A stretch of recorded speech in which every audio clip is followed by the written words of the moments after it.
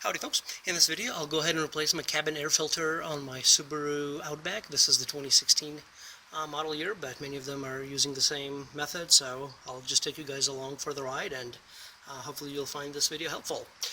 So the process starts with opening the glove box, and then we'll have to remove this rod that is basically holding, and that's what gives us the tension when opening the glove box.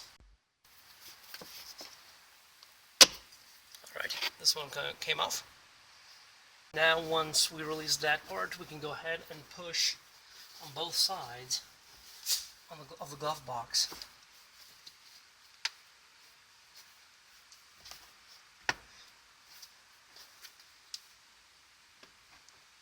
There we go, to release that.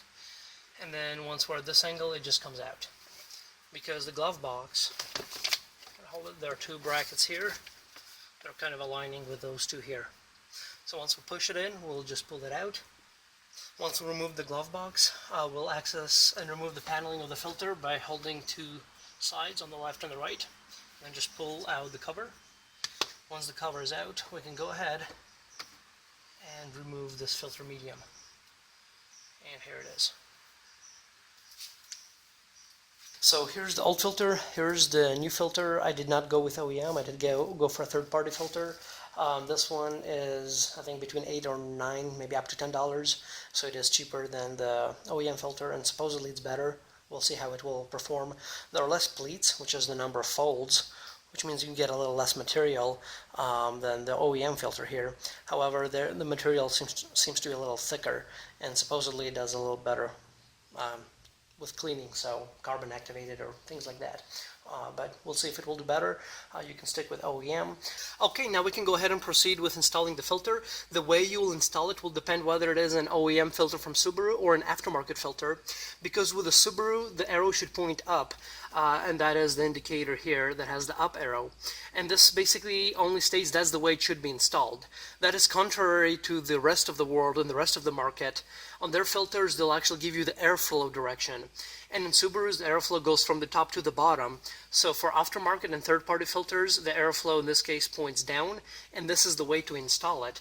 And the reason for that is because for Subaru purposes, they don't want to train their technicians on airflow, they just know the way to install it with the arrow pointing up.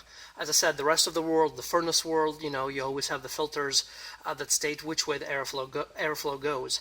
If you're not sure, always look at the dirty side of the filter. In my case, the old filter had all of the dirt on the top, and then the bottom side was clean. So this way we'll install it correctly. Now, if you don't do it this way, it's not the end of the world. In my case, I do want to make sure to install it correctly because it is a carbon activated filter. So this way all of the dirty air is coming from the top, it's trapping all of the dirt, then by the time it passes through the other side, it is a carbon activated filter, so then the air is going to be supposedly cleaner. If I install it the other way around, then I'm not going to get the best effect. However, just make sure that you follow the airflow information. So if it's Subaru, you'll point it up. If it's aftermarket, generally speaking, airflow is going to point down. Now we can go ahead and install the cover as well, and then we can proceed with installation of the glove box back.